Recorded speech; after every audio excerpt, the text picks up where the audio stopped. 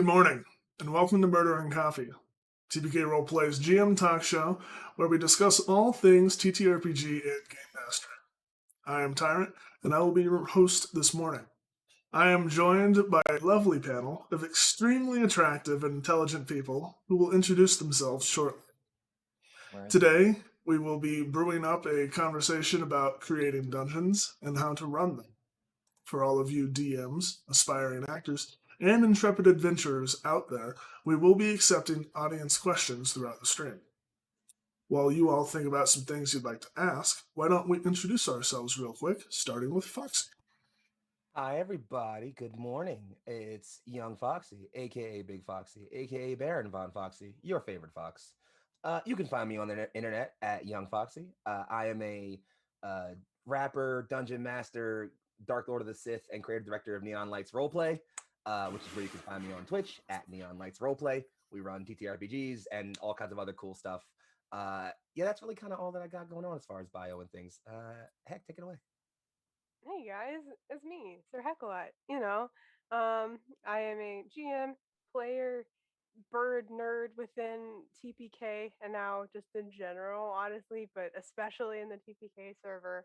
Um, yeah, I'm really excited to talk about dungeons and what to put in them, what to do in them, and all of that. And this sounds really horrible. It's very early. I'm very sorry. Let's just move on. Go to church. Hey everyone, I am Turk. I am a player, DM, and person drastically watching their tongue this morning because hi, mom and dad. Um, big shout out to Mr. and Mrs. Turkington who are watching from home. And that's only, kind of intimidating. It's fine. It's totally different. Strangers on the internet, no problem. Your parents vaguely hinting at watching, dear goodness. That's terrible. I couldn't even, anyway. But I'm really excited to break down all of the amazing ways you can challenge your players in what is kind of become, I would already posit, big deterrent for some people's interest in D&D. Well, we will be sure to talk about all of the most horrifying, gruesome, bloody, and gory things on the show today, so as to not to offend any sensitive minds watching. We This is will a be rated sure R show. I'm we will sorry. be we will be sure not to cuss though. That is very important. And hello, I am Tyrant. I am a GM, staff member, and host for TPK Roleplay. You can find me on Twitch and Twitter at Dr. Tyrant. Um, really quick, I want to go through our affiliate sponsorship.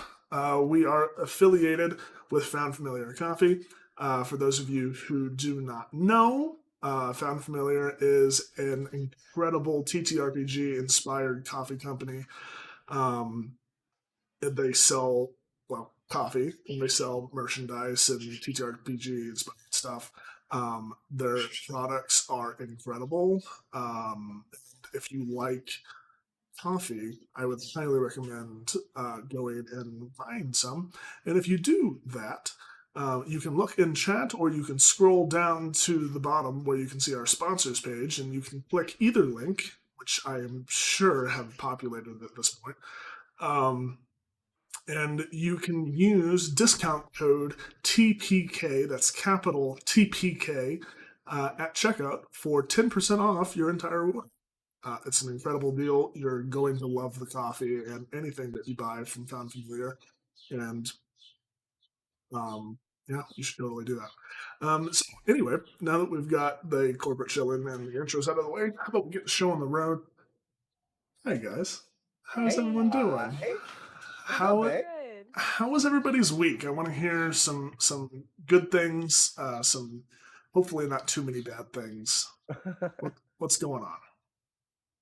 uh, I guess yeah. I'll bite. Let's see. Well, non TTRPG related, I have just been like super crammed with like life stuff. I did two back-to-back protests for Palestine here in Philadelphia, which were both great experiences, and definitely something I have to do. And even be honest, like more like organizing stuff like that, which like you can't really call it a good experience, but also I can't call it bad given that I've met some great people. And like whenever you Right. get rallied around like even bad or like instances like these, seeing all the people with you in solidarity is always a great feeling. So that was always super Yeah. fun. Yeah. TTRPG related, I did get to run a one shot this week, which didn't include a dungeon because just I was short on time, but it was really fun and I got to like really kind of like push myself as a GM in a lot of ways, which I think was Right. really Right. Turk, heck. I'll go next. We'll just go in overlay order. That's probably the easiest thing to do. Hey guys. At least for me, this was actually a pretty TTRPG filled week for me. Um, of course, we had Harper's on Tuesday, but then I had a non-streamed game on Wednesday that went for about 7 hours. So it was a really long session. But it was fun. I broke yet another combat encounter. I have to stop doing that, but I don't even mean to a lot of the time. I just kind of do. hot take. You don't have But to stop. You should just stop. the TLDR of that combat encounter was the group was put into like a coliseum with like kind of a like gladiator fight style kind of thing. It's like this giant lizard, and I think the combat was like 3 rounds, maybe something like that. And my monk stun locked it for 2 of them, and it just kind of broke everything. So This is very good. This is very good. Spoken as if that's not a monk, a ability given to the monk for that exact Yeah, it purpose. sounds like I you've been mean, for that playing the exact class purpose, but properly. on top of that, since they failed dex saves because they're stunned, there was an ability that I didn't know one of the other characters had that could restrain the something of Hmm. that size. So on top of that, even if the stun did not work, we would all still get advantage on attacks, which was ridiculous, Yeah. absolutely I mean, ridiculous, and I felt bad. But there was that. how dare you? And You beat the GM at their game of playing a combat encounter, and you feel bad. yeah, You just did a the little. thing that Heart GMs is want just a player to do. squidge too big Yeah. there, I would think. But yeah, my week's been pretty good. I was also in the Harper session, just coming off of Roundhouse Alpha on Thursday, which was a lot of fun. Apparently, a lot of things were learned, but I didn't learn any of them, so that's great. A lot of nothing but existential dread from that game, which is awesome. We had a Catchies episode. So that was a lot of fun. And of course, home games. Had a big Call of Cthulhu session, some more massive Neural Hotep. So it's gonna be a lot of fun. I think depending on player availability, we are either going to be helping the Harlem Hellfighters flesh out a cult or doing a different one shot in Harlem, which should be a lot of fun because our GM's been really cool. And the Call of Cthulhu Harlem book adventures is absolutely really well written. It's phenomenal. Mm-hmm. Yeah, We did our one shot with the I think it was called the Dark Tower in the Dark Tower tea room, everything. All the names, I'm just like, I should know more of these in general. Yeah. But yeah, it was a good week, and Good. getting ready, heading home next week. So it was a lot of fun. Got a wedding. Good. This week, real life wise, sucked for me. I worked 3 consecutive 11-hour days, which is never fun. But like TTRPG wise and community wise, I have been doing a lot of prep for my upcoming miniseries, Wrath of the Many, which has just been um, released officially, announcement wise. So Okay. get excited for that. Can I quickly Yeah. cut in with the amount of messages I've gotten with you, like either like smugly or evilly laughing this Yeah. week has been off the charts. Yeah, Yeah. it is literally the channel or the accounts, Discord messages with threatening auras. It's basically just been that. Yep. Like, now I know why. With good reason. It's I'll say that. With fine. good reason. Yeah, no, it's gonna be great. Another thing is with this miniseries, um, at the end of it, we will have a lot of Patreon content. And if someone wants to link the Patreon in chat, Gotcha. I'm going to be posting notes on how I created the series. I'm going to be posting all of my homebrew items and monsters, of which I've created quite a few so far. We are actually doing a session 0 one shot where we will be playing through the Quiet Year to kind of lead up to the first episode of this campaign. And Heka already has experienced some of what is happening in that episode, and she's not okay. It's fine. Just to anyone else in the party, I'm sorry. Yeah, I caused some problems. It's fine. Oh my gosh, I have a it's dog in my room. it's gonna be okay. It's gonna be okay. But hey, let's jump on into the core content here. First off, I want to know what everybody is drinking. I have a cup of this local coffee I grabbed from Uncle Bobby's coffee shop here in Philadelphia. It's a local brewery and like bookstore. It does different things. And I just have a mug of that in this cup that I stole from my mom. Amazing. Support small and local businesses. Turk? I have a cup of Swiss Mix because while I don't drink coffee, I also have a terrible fear of being socially ostracized for not drinking a warm beverage in the morning. So it has marshmallows.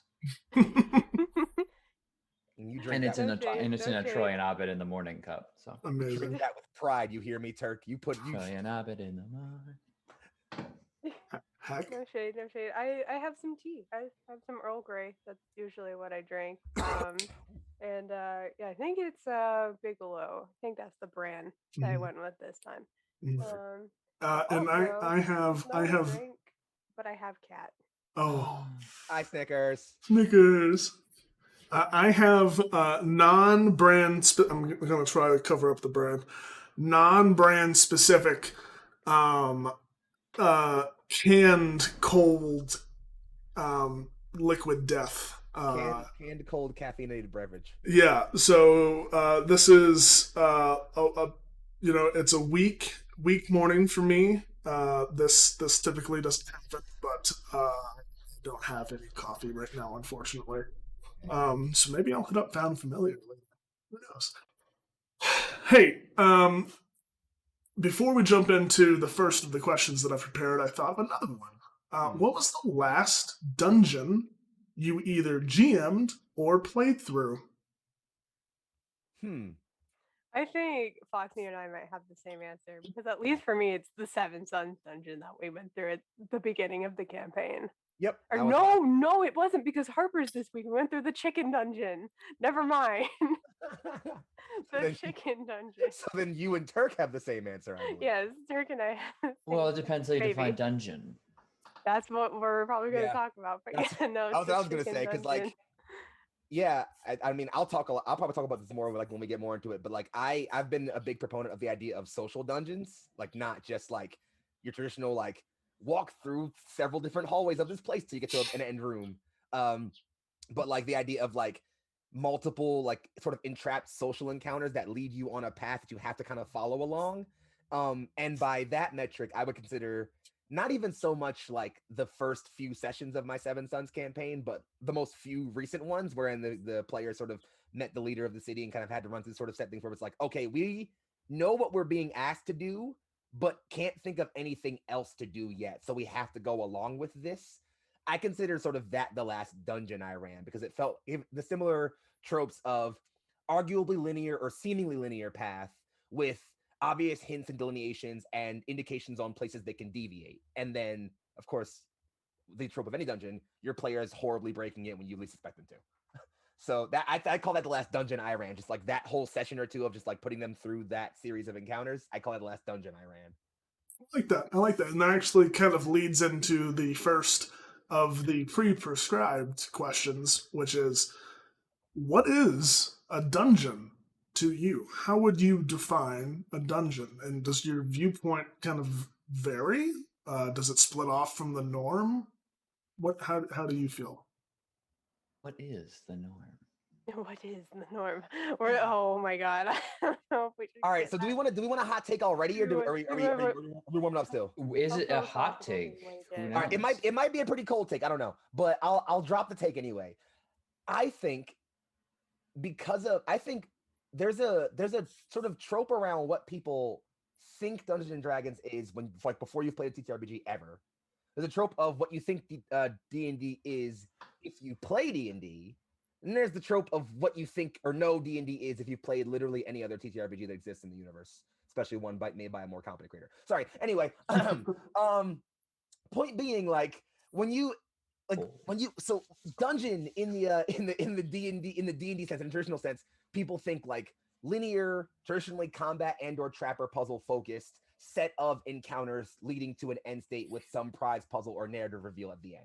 That's typically what traditionally I would say people think a dungeon is, right? And I think a lot of that comes from, well, yeah, again, from D&D, but because of the fact that D&D tries to market itself as, well, just a tabletop game, but always sort of forces itself down this lens of like being a combat simulator, a dungeon can't be anything else in D&D. Like, and that's kind of what I feel like. So when we talk about like what a dungeon is for the norm, I think that. But like, what's a dungeon in a larger sense? That just, again, my sort of like, as opposed to like a hard definition, I just go kind of like a checklist, a set of encounters that are at least on the surface linearly linked, that the players go through the players seemingly have to go through, encountering both sort of consequences, hints, and sort of other, like, situations as they go through, ultimately leading to some sort of I guess conclusion at the end. That sort of set of things, usually in one session for the sake of brevity, but I guess can sometimes be spread across them for multiple. That's usually how I define a dungeon in my sense. Okay. Turk, heck. Okay, yeah, sure, yeah, we'll just keep doing this. Yeah, at least for me, like, I don't know, like dungeons more like just kind of an isolated area that like stands for the unknown. Like not necessarily uncivilized, but like definitely a place that is like kind of this like foreign like labyrinth to adventurers. And I actually took a lot of inspiration from one of the systems that I have run for TPK. Actually, the first one that I ran for TPK, Dungeon Bitches. I actually took a little bit from the book because I think the way that they approach dungeons is like pretty sound just for any system. But the purpose of a dungeon for them, just to quote their book, is to be like a crucible that like tests, punishes, and ultimately transform those who explore it. So yeah, like I think there is this element of going into this area to learn something, ultimately learning that and leaving it changed. Yeah. I mean, obviously, the dungeon is a place where you put all of your political prisoners and local miscreants who you're illiterate peasants that you're forcing down, assume are causing all the bad problems that are actually due to poor agricultural innovations and your, powerful authority. But in the TTRPG sense, a dungeon is a series of tests and challenges that your players encounter, usually in a usually controlled environment. There's not going to be some wild third party that can come in and change that test situation, so to speak. But really, yeah, I think FoXXii pretty much covered the definition well. It's just anything that challenges your players. Well, actually, I think FoXXii and Hank both spoke to it. Well, it has to challenge the players. It has to have maybe more than one possible way to get through. Like you have to use tools. They have to use resources. They have to gain and lose, and costs and benefits of. It's a transaction, either through role play, combat, or anything else you can think of. Yeah, I think. Please. By all No, means. I just want to follow up on heck, your definition involving transformation I think is so critical, because I feel like there's that idea of just like okay, I give them a dungeon, they come out with like, I don't know, like some new gear or like a bit more about the lore, or they fight the bad guy. This again, it's like that general idea of progression in a very mechanical sense. Mm-hmm. In a larger narrative sense, the idea of leaving transformed can mean an incredible deal of things, because like transformation doesn't have to mean like, I guess, to being obvious, a good thing. Like a transformation can be the party goes into this dungeon and leaves with one less party member, someone dies. Yeah, it's like what happened Yeah. during that like changes a lot of like how the party leaves that dungeon Mhm. Yeah, for sure. and we have a question on this. Well, I'm sure you and I will, and all of us will just riff about for like 45 minutes at some point later. That we'll get to that, I'm certain. But just like in a general sense, the idea of, and I think it's super important to like mention, like not just in terms of like dungeon masters, or I guess game masters, or whatever your storyteller, keeper, whatever your term is for your game, but also for people designing systems. I love the fact that Dungeon Bitches says directly, specifically in its handbook, the purpose of a dungeon is to be transformative. The player should leave transformed. Game designers should keep in mind your game only, well, it can go farther than anything you obviously intended to, but if you want a thing to happen in your game, if you need a thing to be included in your game, you have to say it. You have to mention that.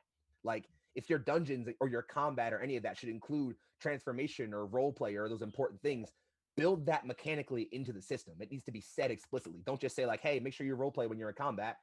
That's what D&D does, and let me tell you, it doesn't happen a lot. Even for experienced, seasoned players who I know role play better in other systems, I've seen even after like 8 rounds of combat, they're just like, all right, I'm gonna walk up and swing my attack and then roll dice, because D&D does not facilitate that kind of play. So if you're designing a system, or even if you're playing within a system and designing a dungeon, consider those things. Like if you want your dungeon to be transformative, or if you want your dungeon to involve sacrifice or loss, or if you want your players to like walk out of that dungeon and have half an hour of role play conversation about what happened, you need to build that in there. You can't just expect them to do that.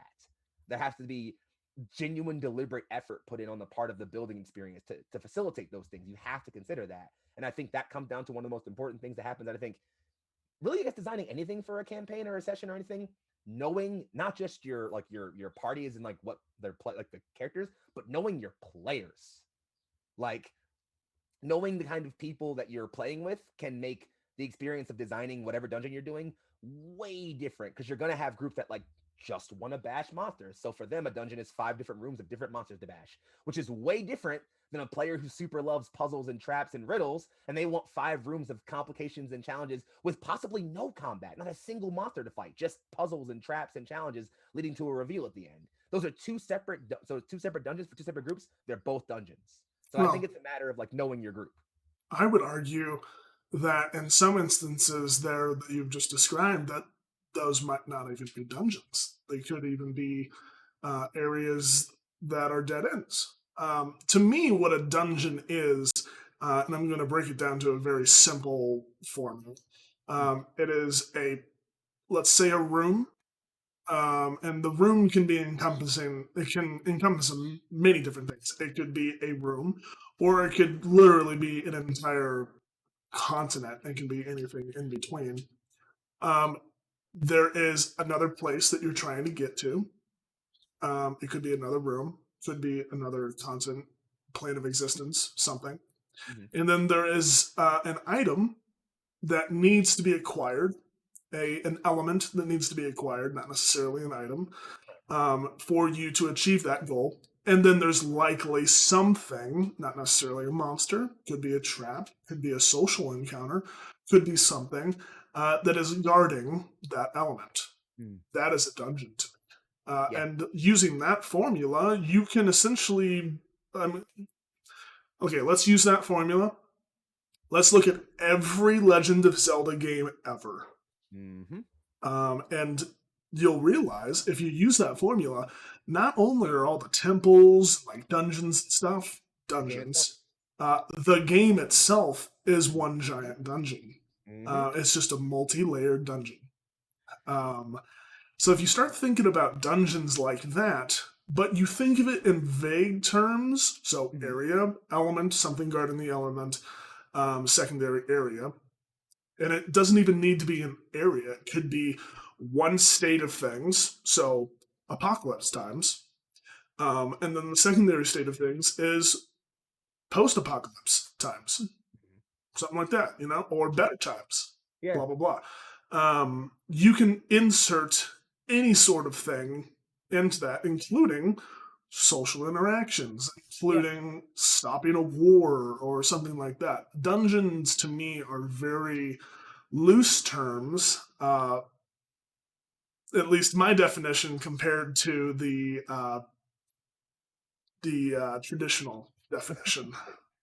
Yeah, one of the best dungeons I think I've ever gone through as a player, and this was like years back. I had to be maybe like early college or maybe even high school. I don't fully remember, but I was playing on a Pathfinder campaign with a group of friends we had been running for like 2 or so years. And I can't remember the full context, but at one point, our characters were in a city for like, and there'd been like a big war going on, and we had taken sides in this war. And we ended up in one of our like enemy cities, not like running through it, murdering people, but just like having to get through it to meet a contact and get some information. And so the dungeon was just passing through different parts of the city, different streets, different buildings, different places, different encounters, having to avoid guards, having to not, but it was the most intense dungeon ever in that it still felt like, having, no, there were combat encounters, there were social encounters, there were traps, there were different puzzles, but it wasn't just like, oh, do I burn this spell here? Do I use this resource here? Do I use my rope here or whatever? Everything was so much more intense because you had to keep in mind your profile. Oh, we can't make a big scene because we're in enemy territory right now. We can't break into a fight right now because there are people in the middle of the street.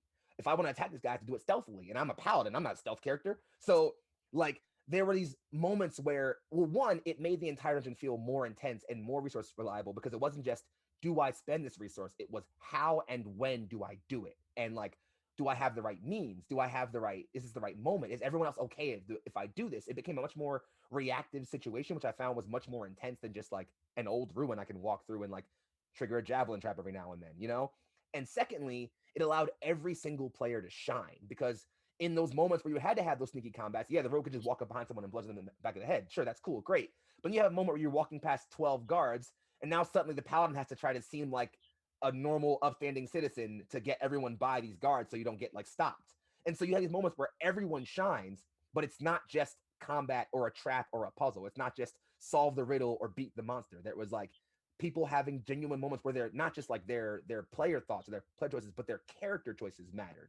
A character who was a criminal outlaw had a moment where he could say like, "Hey, listen, I go through cities all the time. Can I maybe find like some back alley we can go through?" And the DM was like, "Okay, I got to run with that because that's your character's choice. I have to take that into account here." So I think that's like the best example of what a dungeon can be when it's not just like an old mine in a mountain you run through. Like it can be much more than that. It can be just like you said, any sort of area where the goal is to get to another area, and there are things that sort of complicate that and sort of add trepidation on your way towards that goal.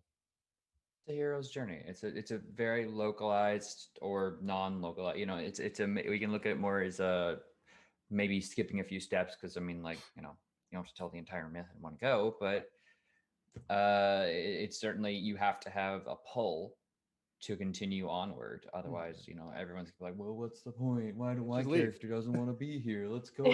Yeah, You let's know? just leave. Like, Yeah, which is difficult. And but I think another thing you brought up that's very good is a lot of the things you're talking about, like things I think we all enjoy is the secondary objective, the uh, I'm trying to think of the complicating factor mhm.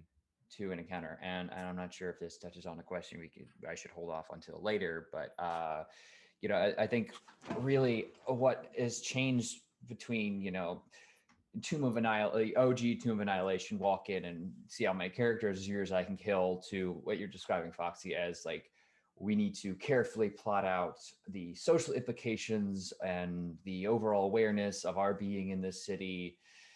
That's a complicating factor that's thrown in, which I think is really key because it's not just there's nothing wrong with a dungeon crawl if that's what your players want to do. If they want to go in, roll dice, hit things, that's perfectly fine. I personally think like one of my favorite dungeons I've run is also a Pathfinder adventure from Council of Thieves, where your players are in a play. They'd have to take on the role of actors in a play that is famous for basically just evolving into combat against monsters.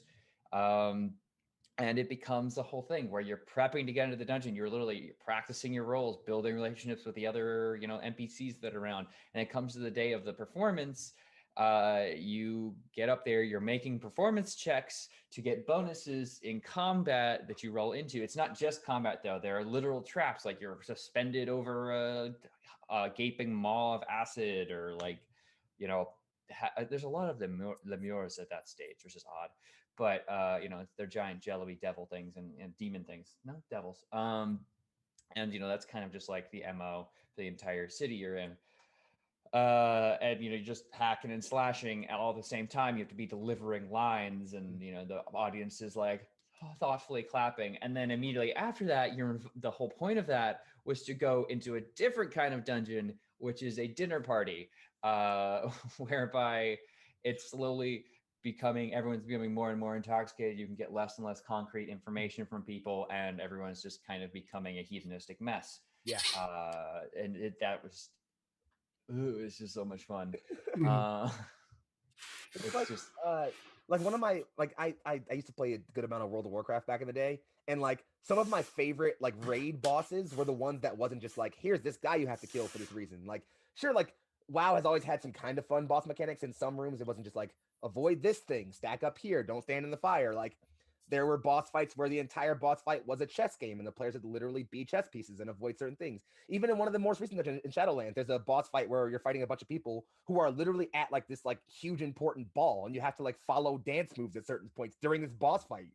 And so, and like that became fun because it wasn't just like, all right, I'm pressing my abilities on cooldown to keep my rotation up. There was much more to it, and I think it's the same way in this situation where it's like, sure, I could just run in this room and keep rolling attacks and casting spells until all the monsters are dead, and that's fine and dandy and fun if you play it right, or if your group wants that. But you add one bit of complication to that. You're in a city and there are people around. You're in a play and you have to play a role. You're at a dinner party, you have to do these things. You're in a bar fight and everyone's getting drunk. You add just small little things here or there, and suddenly it becomes a lot deeper than that. You don't have to do a lot of work to that. Just as a DM, add one thing and take it very seriously.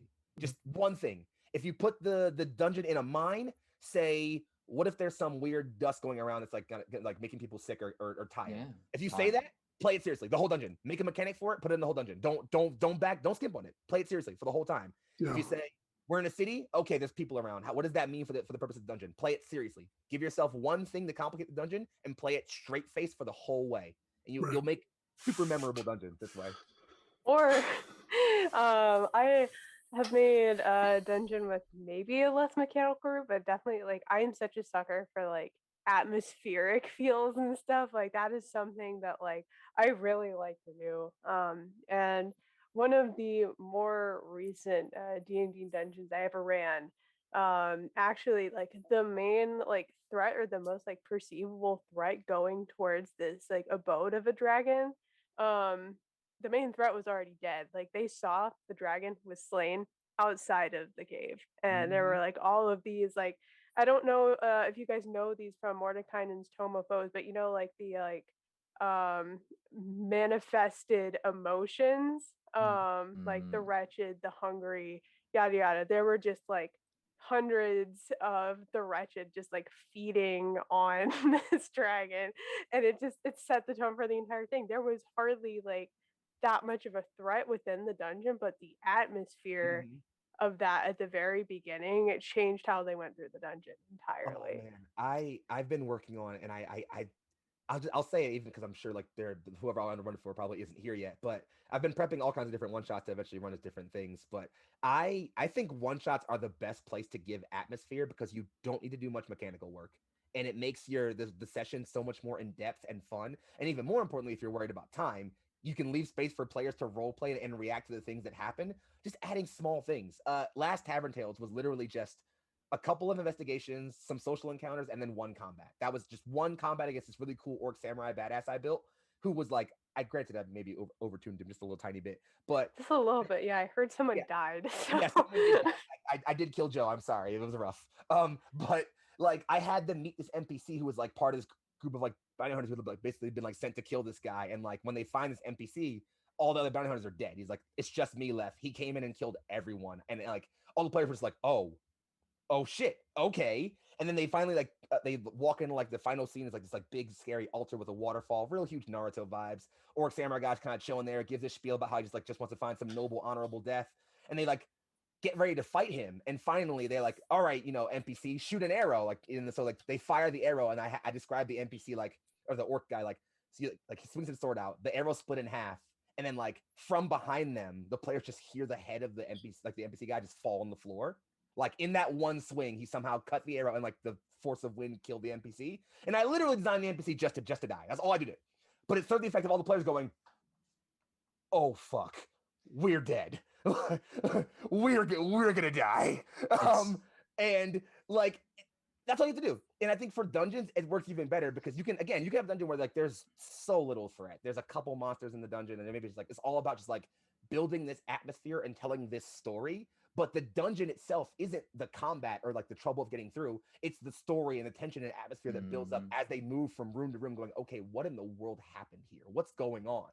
Or I will posit, because it's also going to touch on something Purple Phil was talking about having like saving NPCs or having that complicating force.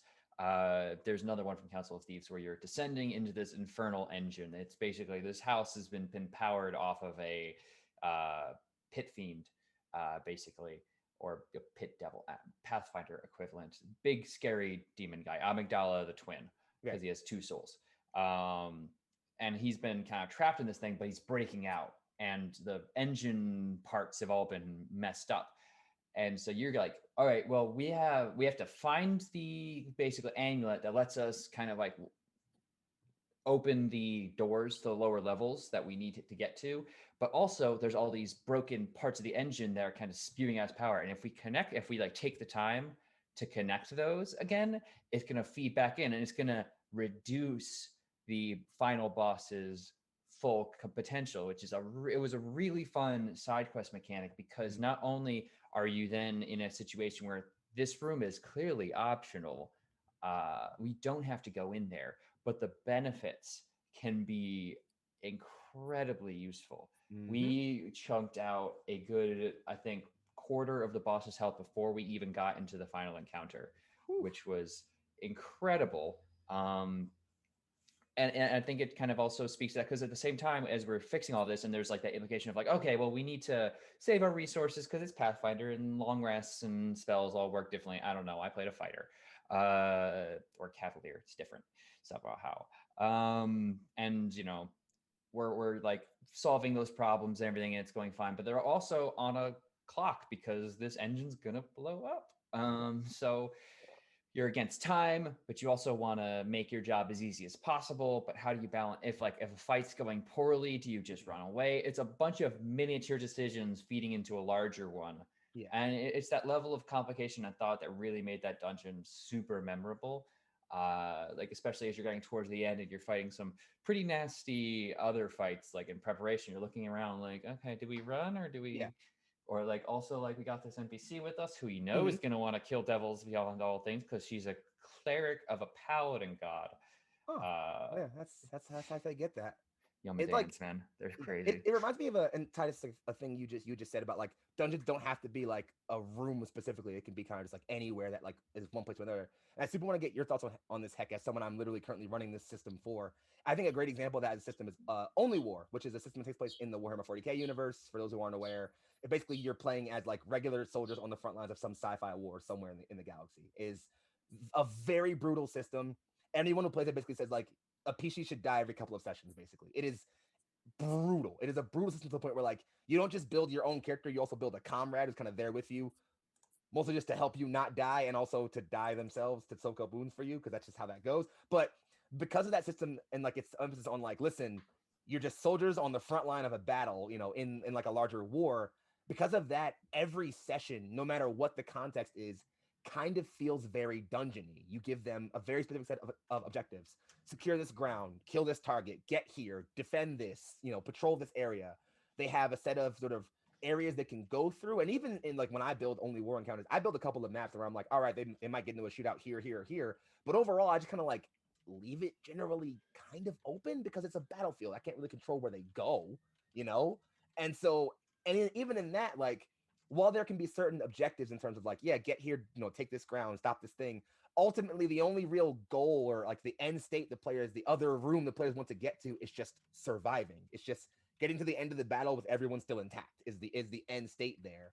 And so it starts becoming less about can we beat these guys, can we kill the enemies, because every target in Only War is pretty squishy. The enemies you fight are mostly just like other regular people. Occasionally you fight big scary aliens too, but like most things die pretty fast. but so can your players and their allies. So the resources and or like the dungeoning becomes less like get from here to here, spending spells and whatever, and it's more just get out of this situation with as few of us dead or dying as possible. And so I don't know. That's, heck, like, what are your thoughts on that? Like on like that system as a dungeon, like in the way we're talking about it now. I'm curious about that. Given I mean, yeah, for like such a combat heavy system, like yeah, that definitely rings true. And now I'm just like, hey, what if we just like deserted? But there's probably a lot of consequences with that, so we're not gonna think about that. Hey, how But do you like this? Bolts to the back of your head. yeah, yeah. and that's I think that's one of the best things about like systems like Only War, because like it's a system where like it's talking about like game designers building certain things directly into your games. The rule book for Only War is like 90% the combat rules. It's like building a character, building your regimen, how to play the game, and like combat. There is no currency. There's you requisition things because you're a soldier. You just kind of like request things. You have a skill you can get better at that makes you better at getting things, like better at requesting items, but you don't have a currency.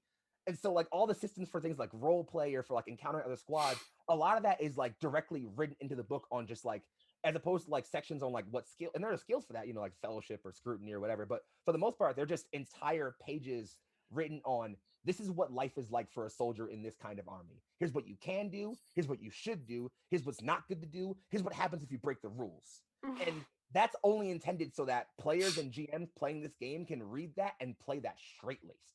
And I think when you think about like a system designed to be kind of dungeony, you have to have that because that makes your dungeon and your world and by proxy feel much more real and not so much restricts player judgment or player agency, but puts the kind of limiters on the system real life.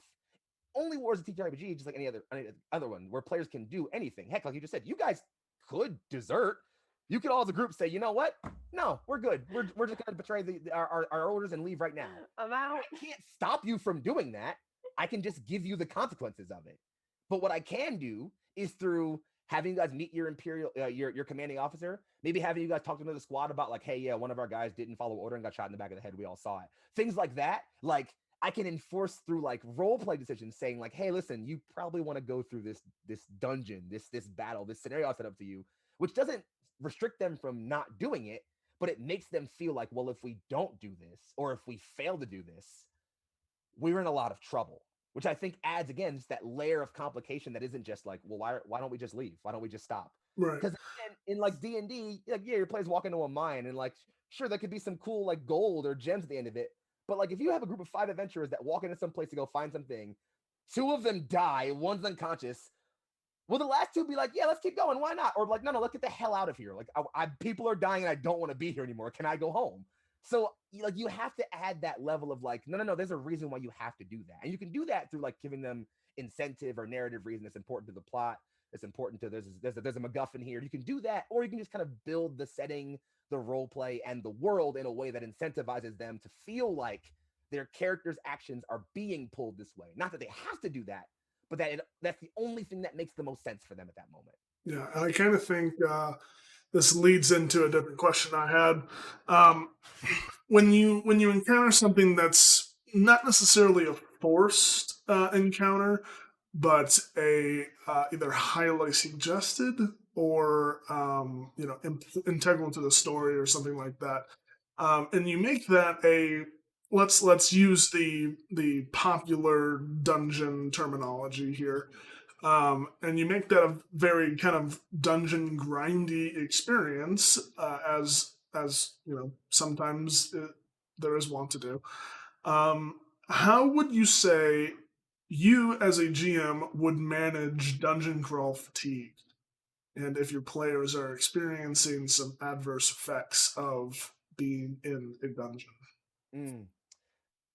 I I would think. oh sorry. Oh, please, Turk, please go ahead.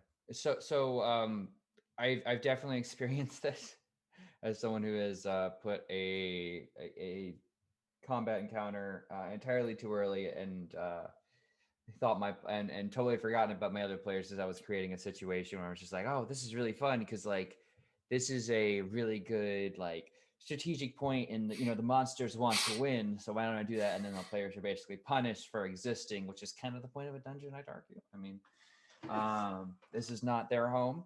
They know what they're doing. I'm sure that's another question we can jump on. But you know, you could have chat bail them out. Cole brings up a good point. You could just have chat fix all their problems and have this bad guy who's supposed to be a recurring villain and be an early smiter of your bad guys, and just have chat decide that, like, hey, we're just gonna make this incredibly difficult for everyone by continuing to heal you guys. Yep. And Chat clerics help. That's one way to do it.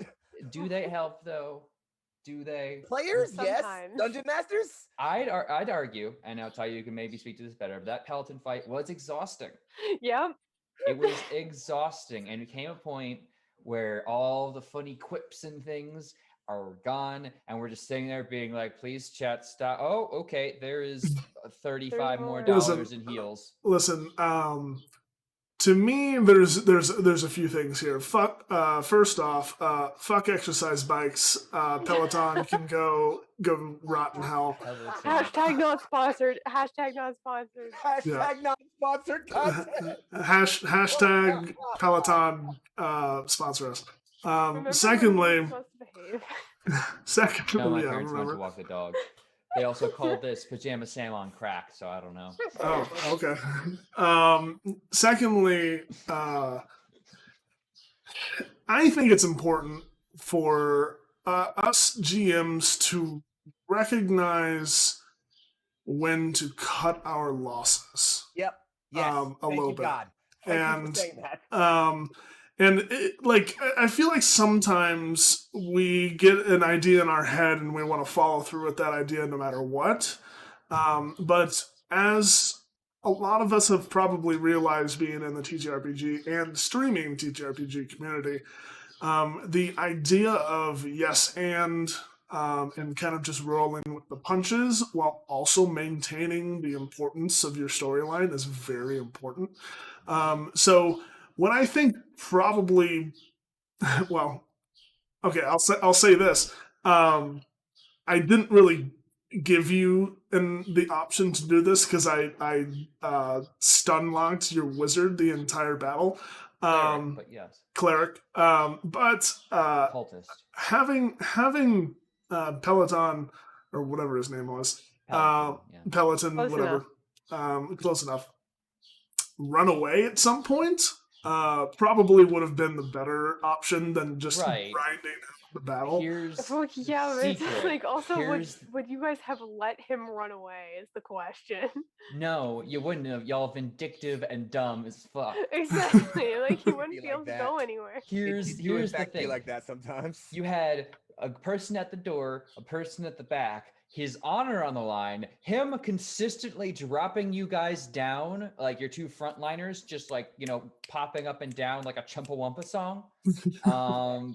Like, what was he supposed to do? And also, it's not just you guys who wanted him dead. Chat wanted this man to die. Chat wanted blood. Yeah, chat. And, like, super wanted a blood. certain bloodstained sweater very much Man. wanted him to die. Here's the it thing. became personal. And of course, yes. Like sometimes the BBG has to run away, and we could have avoided some fatigue there, but we also would have been down like $50. So you're welcome. You're welcome. But anyway, remember when we had a question? We did, and I want to touch on that. I wanted to touch on that really quick. I wouldn't say it's an argument, but I would say a big thing you can do then is just like give them a safe room. It's like Resident Evil. How those Resident Evil games know typically how to pace out. You have scary thing, running, but then you get to safe room where you can save your game. It's quiet, it's calm, it's peaceful. There's a merchant there maybe you can talk to. Just like a place your players can confidently be okay. Mm-hmm. Just give them that. Give them a de-stress space. Give them a pillow to shout into. I was about to say the same thing. Like, yeah, just like providing places of respite. Now, like how I was talking about, like in my original definition, how it's kind of like the unknown and something that's supposed to be very foreign to at least most of the party. Yeah, if you start to add like civilizations or people or like even underground markets. Like the first thing that I think of like is really interesting in a Dungeon of the Mad Mage. There's like yeah, just this like market of goblins, just kind of like they're just doing their business. Like they're just minding their own business too. Like they're not like the typical like I'm gonna ambush people like invading into the dungeon kind of people. No, like they're just doing their stocks. They're very bad at it, but they're doing their stocks, and that's it. Listen, Like your story is hard, it. okay? It was so great. It was such a breath of fresh air to everything else that we were doing. Yeah. As a player, and yeah, just like there's that. But also another thing, just kind of instead of doing like a slog up combat after combat, if you want to stretch a long time of a dungeon without doing that kind of thing, a series of skill challenges would also help there. Mhm. The challenges are great. Yep, and I would say that's another thing you could do RP encounters. Yes, Yeah. I actually I was gonna say that is like in they don't even have to be encounters like talking about like respite rooms. If your dungeon is like super important to like storyline or some important thing, especially if they're like yes anding you a lot and like kind of like taking them off the rails, give them a room where that lore reveal happens. A room where like the mad arcanist who runs this place put all his notes down or something like that. Give them a place where they can like encounter these things and learn them and then sit and talk about it for a bit as characters. Because we can take advantage of the idea that like time isn't perfectly linear in this. Each round of combat, which might feel like 10 minutes, is 6 seconds. You can do the same thing with roleplay. You can have them just sit in a room for a bit and spend 45 minutes just talking about what the hell's going on. Like, and that can give you one, the GM time to prep the next rooms, make sure everything's cool, make sure all the combat encounters are right, retune if you need to. Two, just again, give them a break from that fatigue of just like combat after trap after challenge. A bit of time where there's no dice rolling, no nothing. Just you sit, you learn some cool stuff about the world or this place you're in, and you talk. It doesn't have to be like world relevant. If your dungeon is just like some place, give them information about the dungeon. Have them find like the quartermaster's room in the mine where they can learn about like when this mine was made and who used to work here and what they used to mine. Like just stuff like that. Drums in the dark. Yeah. You can give them all this space where it's like just all right, here's just some bits. And again, I think a great example of this, and like again, dipping back to video game logic for a bit, Dark Souls. A lot of the lore in Dark Souls is told through items. You pick up an item and then you spend like 30 minutes reading that blurb about it in the item screen in the pause menu. And that's not you literally sitting somewhere in the game. That's you pausing the game and for half an hour reading lore and going, oh, wow, that's super cool. I wonder what that means in terms of the larger world here. You can do the same thing here in character, in story. And because they're characters who have to like role play and react to this world, you can make it even more meaningful because their characters will react to what happened. So just give your players that room. I tell my players all the time, when I say the scene is yours, that means I'm going to stop talking and you guys can just talk about whatever you want to. Anything you want. I don't care if you just go, so how's the weather today? I don't care. Just talk. I'm not going to say anything. Just talk as players for a bit or as characters for a bit. So give them that room. That's all. That's all you need to do. All amazing points. My answer, really quick and simple. I love treasure. So adding treasure and loot specific rooms. But it doesn't always have to be like magic items and gold or anything like that. But like different things can be interesting, and that is what we are going to focus on for the second half of our talk here is diversifying your dungeon and the different ways that you can create monsters, traps, skill challenges, puzzles, different loots and kind of stuff like that. And we are going to be back very soon. Remember, during intermission, we will be taking your Sorry, we had one more quick question from chat before we get in there. It's from Chrissy and it's important. Okay. Can we talk about how adorable FoXXii is when he's amped on a subject?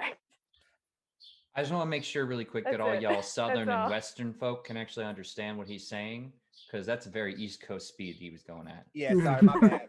I'm gonna cool it. The coffee got in me already, so I'm amped right now. Give me a little bit. I'll bring it back down for intermission. All right. No, I felt perfectly at home. Thanks, Turk. This is why I love you. All right. We will be right back in about 5 or so minutes. If you have additional questions, any sort of question, it could be related to TTRPGs and dungeons, or it could be directed at one of our cast members or anything like that. Let us know in the comments, and we'll be sure to get to those either the beginning or sometime throughout. but we will be focusing on diversifying your dungeon when we get back, and we are going to intermission. Hello, welcome back. We refilled our coffee and other beverages. I totally have a brand new non-disposable drink in my hand, but I'm not thirsty, so I won't be drinking it. Hey, did we get any questions in chat that we should cover first? I recall a few from before break that we could address and jump into because I think they're super cool, but those might spiral into unending discussions. Right. So, because we do have other things to cover, we're going to cover these questions, but we are going to keep our comments short and panel like, not discussion like. So, Yes, both. what are the questions? So the one that I remember, Purple, that I know we didn't touch on at all is the ecology of the dungeon and what happens when a dungeon changes from adventurers having been there before. And I think that's very interesting. The history of your dungeon should 100% be something you consider because it could just be a mine that was recently taken over by a bunch of goblins fleeing a bunch of orcs or something, which is in and of itself an interesting concept. Or it could be a very well-tread place. And the question is, how did a bunch of gold and loot get to the back of this place? Why is it here? I think that'll speak more to things we touch on later. But it's certainly when your barbarian comes and when someone launches a fireball into a room, what happens to the local flora and fauna? If a room is naturally designed to spew shoot a lightning bolt across, are there scorch marks? Are what's going on? What kind of what's your waste disposal system like? And it's a serious question because I mean, they can give adventurers, you can give your druid or ranger something to notice about a room. Those are more naturally inclined if they're like, well, these only tend to grow, like this patch of this flower only tends to grow in places where there's a lot of corpses. This room might be severely more trapped than we think it is. Or maybe it's not, and there's a gelatinous cube somewhere around. Leave hints. Yeah. Everything is so pristine here. Why is this? Yeah. The I will keep my goblins comment sweeping super them. short because I'm sure we'll have more talk about this given the question we're going to talk about. Hmm. But to keep it very, very brief, and I will hot take on this very, very, very later. It is important to keep in mind, like Turk said, the origin and history of the dungeon you create, especially because a lot of times, without thinking about it, DMs make it so that players, or things like that, are effectively the natural home of the monsters they are coming in and doing things to, and that can have meanings and consequences. And we'll talk about that in a little bit. Also, hi Yeah, Tim. I mean, I have like pretty much the same kind of comment, except I do want to touch a little bit more on natural history. As you know, I'm a biologist. Like I will take this very literally, but yeah, just kind of the natural progression of species being in an environment. Like take a forest for example. Forest fires being kind of a natural process of taking out like a large fuel load of flora.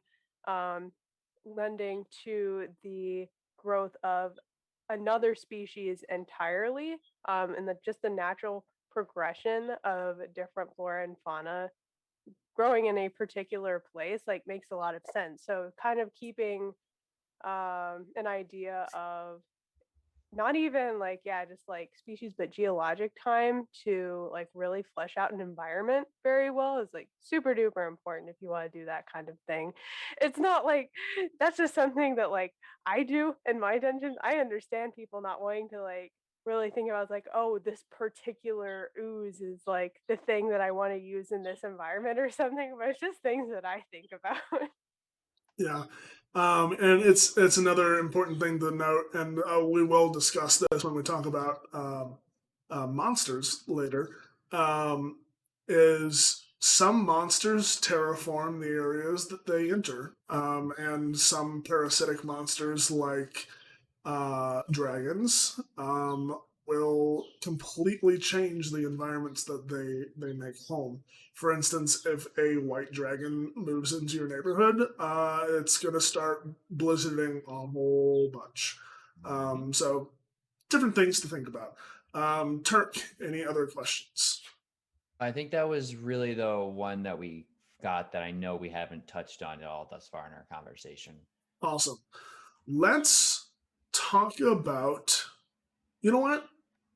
Let's talk about monsters. Why not? I want to talk about how you can make a dungeon feel more realistic and alive using different types of monsters that fit the environment or have inhabited the environment that you're in. So let's go around really quick and kind of describe how we think we can do that. All right, super fast. First hot take. The term monster is super problematic and dangerous. You should call them creatures, not monsters, because not everything that lives in a place is a monster. Plenty of environments, as described, are creatures' natural environments. And even if they aren't creatures' natural environments, say like a mine captured by bandits, or a cave that was taken over by orcs, or a place that's inhabited by goblins now. In many cases, those creatures have been there for grand periods of time, and that is their home. Which leads me to my second hot take.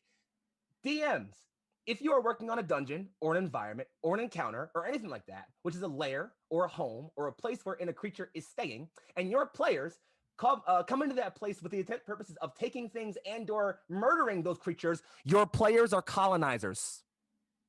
Deal with it. That's all I got. Next. Sorry. Ooh, So, it's got cold Sorry. in here. one word, ropers. I mean, listen, I love them so much. You don't understand. They're very good. Um, oh, yeah, that's the thing. Yeah, like what I was saying before, even like with the ecology, knowing kind of geographically where your dungeon is definitely helps you, and you can use to your advantage like what creatures you put in a dungeon. Like, you know, I don't know, think of like a nautical dungeon. Like, okay, what kind of things would be there? Like marrow. Think about shoals, like, like those they're like kind of these like crustacean like things with like these like immobilizing like tentacles. They're so scary and no one ever thinks of them.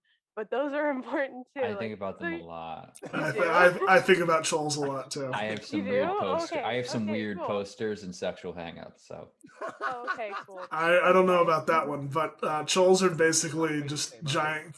They're crab cows. They're like the Yeah, greatest little basically. crab dogs. Yeah, it's it's a just different like, oh setting. my gosh. Yeah, like, oh, jeez, that's correct. Yeah, but Chels is like a Cthulhu light thing. Mhm. Very interesting.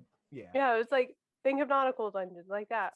Okay, what about like deserts or something? Like, you could put a sphinx in there. Like, that doesn't even have to be a combat encounter necessarily. That could just be puzzles. Like, there's so many beings that you can put in a dungeon that, like, yeah, if you think of the environmental context, like, you can really make it stand out from other things. Like, in terms of monsters, yeah, there's just a lot that you can do. And this is, yeah, like I was speaking to someone that like pretty much knows the monster manual like a field guide. So if you ever need help, anyone in chat, hit me up. Mm. I think it's very there's a lot of very good points that obviously FoXXii has touched on, but books say monster manual. It has to be monsters in there, which is why I like creature codex or waifu catalog as better terms for it. But yeah, I think I heck definitely consider the ecology that you're establishing in. Basically the best way that I've learned to think about it is through online combat generators, which is not just focusing on your ecology, because obviously you're going to be, if you're building this around like a dungeon, there's going to be certain things you're going to think about this. If it's in a combat, it's going to be in a desert, you're going to attract certain things. There's ecology element to it, but there's also your core creature, because in nature, as in lore, there are certain creatures that attract symbiotic or parasitic relationships. Kobolds gather around dragons to worship them. Hobgoblins tend to attract orcs and goblins to their banner, or bugbears attract goblins because that their society is structured in like a might makes right kind of way. And bugbears are basically just goblins on steroids in Rogaine. The Joe Rogan method. Anyway, and so you have to consider, well, what do I want? Who's in charge of this area? What kind of society is existing here? Because if it's bandits, is there a bandit king? Do they have a leader? Is this an autonomous collective? Is there a watery tard distributing swords, or throwing scimitars at people? And what that kind of attracts? Do they have a captive wolf or something they're trying to tame, or other animals from the local area they are trying to domesticate into guard creatures? Have they completely done that? Is that a partial process? Where do they do that? Because you can't just like throw a lasso on a horse and it's mine now. Sorry, Zelda, and also all the Red Dead games. Also Spirit. Also Spirit. Yeah, exactly. Get off of my Sorry. back. Sorry, every video game. Oh my with God. horses. Get off my back. But yeah, you could have that. You could have areas where they live, because as FoXXii mentioned, a lot of times the adventurer takes them in one way or another into an area. Oftentimes, the classic idea is you're entering a well-protected place. And adventurers go into places where they face certain death. And I don't think that's often communicated super well, because you're oftentimes engaging on fights with even footing. Mm-hmm. We got ambushed, but there's no geographical thing. There's a reason staircases in medieval castles are built in a certain way. Mm-hmm. It's so that predominantly right-handed people protecting higher up can swing down on you, and the right-hand person is going to catch a wall. Yep. So you 100% can use, it's not just your monsters, but also the geography.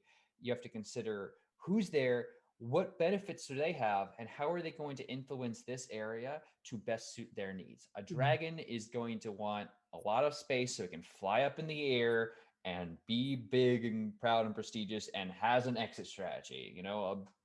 Like a beholder is super paranoid, so it's going to be deep, dark, clustered away secret doors, passageways, escape plans, because they're paranoid. Mm-hmm. Goblins, I don't know, man. Go crazy. They're goblins. They're industrious little motherfuckers who think who have a gobbledygook god, and if you spell their name backwards, they're gonna turn into this random teleporting thing. They have a weird society, and they can basically do whatever you want. Maybe they started a stock market exchange, and they're trading in human bones.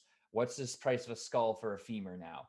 I don't know. The conversion rate's looking pretty good. Might be a time to invest, but I'll tell you this: shin bones to the moon. Ride that one out. It's things like that, and so it's 100%. Find your core monster. Find who's in charge, and build that around them, and it can be influenced by a lot of things. Yeah, and speaking of with main monsters and stuff, and we were talking about ecology, and we haven't talked about our dear friend Fantasy Ecology, Zeke Gonzalez, a dear friend of TPK.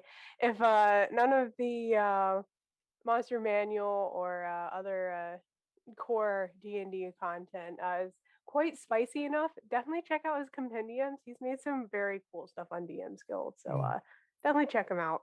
Yeah, and they're all based around real life science and biology. Mm-hmm. And if you want kind of a taste of what that could look like, we had a Murder and Coffee episode with Zeke on it, talking about that subject. So definitely go check that out if you're interested. But he has some incredible content. He actually made a entire one of my favorite monsters is owlbears. Rip Cornelia, and he actually made an entire compendium of different owlbear races and kind of types. So it's really cool. All of the different stuff he has. He has stuff for like Feywild stuff. It's 3 liches. Yeah, well, and he also created a bunch of incredible one shots that were ran during the first Harper's season. So just an all around awesome dude. Definitely go check out his content if you're interested in that kind of stuff. I just wanted to briefly follow up on the thing. I guess Turk was still hitting on this as well, just like the idea of considering, the ecology of your dungeons and like the monsters that or the creatures that call it home and what they do there and what that means for them. I'm a really big fan of like the idea of combat's great. Combat's a super important thing, but like more importantly, it's important to establish that like your players exist in a world, their characters exist in a world with reactions and responses to the things that happen.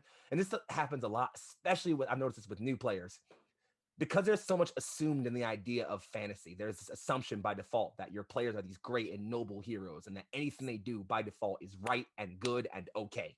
Everything they do. So when your players walk into that nest full of orcs and start butchering them all, if they just go like, yeah, okay, well they're orcs. It's a dungeon. There's some cool stuff in here. We killed all the orcs, took the stuff, move on. What's next? When they just walked in someone's habitat and killed all of them and took their stuff.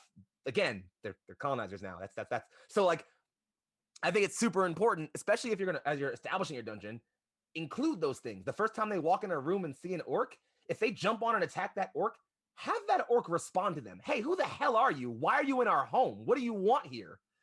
Like, and like encourage that more. Like, if your players don't respond, if they just don't say anything, I mean, again, if this is gonna be and I hate to be like, I hate to be a little bit, kind of mean to players here, but if this is a home, like women and children? Why is everyone here a combat aged male or a combat aged individual with a weapon? Where are the homemakers, the cooks, the people who make this place? Where are all these people? Usually have them run into that. Have them run into a group of orc kids in the middle of the dungeon they've been murdering orcs through. See how they react to that. Just halfway through, don't say anything about it. Just have them start killing orcs. Halfway through, yeah, you walk in the room, there's a bunch of small, like 2-foot tall orcs. What do you do? Like things like that make the world matter more because now all of a sudden they've gone from like, oh yeah, we were walking through killing some orcs to, oh crap, guys, where are we and what did we just do? Like who are we murdering here? And now those players, those characters have to react to that. It makes the characters deeper. And again, if you want to talk about like giving them like breaks from dungeon crawling, if halfway through the dungeon they've been murdering people through, they realize they've been murdering people, that's a point where they have to stop and sit and talk about what they do next, where they go from here.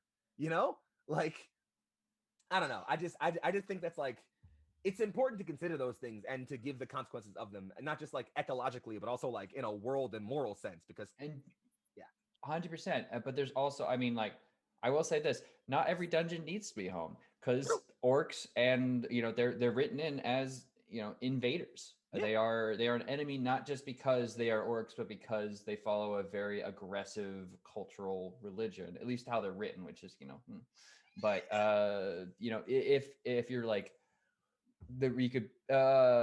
you could obviously, and I will say I love the shades of gray. It does feel very good, but also sometimes I know for not necessarily for me as a player, but like for the people I would GM for, it's just like you gotta just like let people feel like a hero sometimes. Oh yeah, no, trust me, 100%. Sometimes you gotta just give them the like dungeon full of like evil bad dudes that can just run through and feel like cool badasses. And I don't think there's anything wrong with either method. I just think, and this is something I talk about a lot when I talk about like TTRPGs as a whole, ultimately the goal of these things is collaborative storytelling. And art is never divorced from reality, no matter how hard we want it to be. Never, ever, ever. So it's perfectly fine to give them the dungeon full of like just evil bad dudes they can run through. But if you're not going to do that, if you call the creatures they encounter people, if you give them, agency and meaning and place in this world, give them that. Don't deny that, because otherwise, not only are you, and I'm going to call out a lot of GMs here, not only are you enabling a lot of problematic mentality in that instance, you are also non-critically commenting on things that are designed to reflect in the real world, especially if we're talking about D&D. Because orcs being written as a culture of nomadic invaders whose cultural origins make them impossible to cohabitate with the more Gentile races was deliberate. It was deliberate, right? So if you say, you can say like, yeah, okay, like there are orcs in here, and the players go, okay, orcs, kill them all. And that's fine. That's totally fine. I'm not here to tell you your group can't do that. All I'm saying is there are larger implications that go beyond just your table for that. And as much as you want to have your power fantasy escape from reality, and you're welcome to have that, I don't think it's fair to ignore those implications in some instances. Is it? And I get like that's maybe a bit of a spicier take on my part. And I'm not saying like every group has to follow this sort of creed of mine. I just think it's important to consider those things. Is all. I don't think it's that spicy. Like, as you know, now a playable race, especially, just like, okay, if y'all don't know that like original D&D was written to be racist on purpose, like, where have you been? Where have you been? I don't know, man. But, yeah, no, I don't think it's that spicy of a take. There are implications there, but it's Orcs yeah, are it's kind of just it's a Celtic translation of just general bad guys. But yeah, Yeah. they've slowly become like the fact is the fact that like orcs can only be evil as a race because their gods are bad is just a very poor way to write because we grew out of that, you Yeah, know. it's mhm. so outdated, and I think that's part of why, like, no matter what I talk about, whenever, no matter even in campaigns where I want to give players hero fantasies, I always have to consider those things because part of being a hero is recognizing moral agency and actions. What better hero moment than your players walking into that dungeon they've been told to go clear out, finding some orcs, and rather than killing them all, talking to them. Hey, why are you guys here? Why did you invade? What's happening here? Oh, you're on the run from famine and starvation in your homelands? What can we do about that? What better heroic moment is there than not butchering everybody? What more heroic moment is there than talking out and solving like genuine societal issue the way heroes do, not the way conquerors do? But I made Throck Cocksmasher. And He I mean, is again, barbarian and must kill. and this is why I say it's ultimately a matter of knowing your group, because you're gonna have groups where it's like you have the 5 adventurers made just big old goons who want to beat on people, and if you have that group, maybe just give them stuff to beat on. You don't need to worry about the larger social justice implications of that, because that's the group. That's what your group is there for. Y'all just want to have a good time beating on baddies, and you know what? More power to you. Not against that. Like again, I think that's a larger point where it's about knowing your group. Like, I have an interesting kind of butt in here.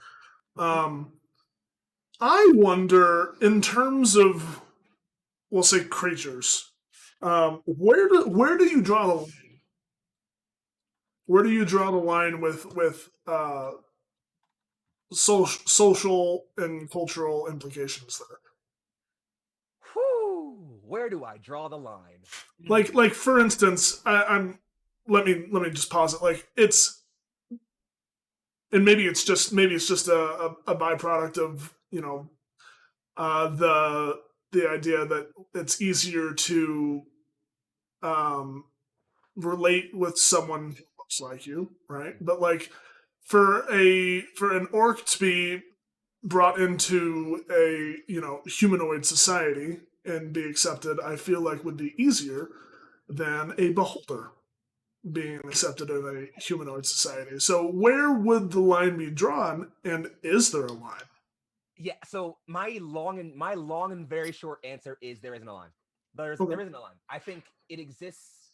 I think it's less of a line and more of a spectrum, because everything societally is relative. I'm a sociologist. This is the thing that I can get really, really deep into if I want to without being too heavy on it. So I will say this super simple to let Turk get to his comment that I No, can see he wants to make. isn't a spectrum just a line? That's fair. Stop. Well, if it's bimodal, yes, but Yeah, there you if go. it's societal spectrums can be quadra or quintamodal, which is much more deep, and that's again me getting into sociological things that I'll behave. The point being, everything is relative. So where one group is considered by larger societal implications to be this, again, the way orcs are portrayed in the original DM, in the original handbooks for like early D&D, as this incorrigible, unmanageable, inhospitable, uncivil, race that can't be fully aligned, in a way that almost like where there was no line between orcs and beholders, in a way where there now is that line. I think that it's ultimately a grand total of like, you as a DM, what is the story you're trying to tell here, right? Because in a world wherein it's just as easy for an orc and or a beholder to fit in, depending on if that beholder just is behaving really well and not acting like an evil creature or whatever. That says a lot about a world that is much more further socially than we are Yeah. currently in our real world, right? Whereas I always like to lens it as, and this is a thing I borrow from Warhammer, the idea that everything you read in like the core lore of a universe is always from someone's point of view, right? So if in the rule book it says orcs are this culture of evil people who the god they worship is bad and they can't get along with us, that says to me the core species of this, like the core whatever societal implication spread that cultural notion, is incredibly bigoted against orcs. And you have to tackle that implication. You have to. You can't just ignore it. Because and like either you attack it or you don't play it that way. There is no other way around it. And I think because I think to not play around to put it in there to say, yeah, in my campaign, in my world, orcs are this, culture of evil, bad people who worship some bad god.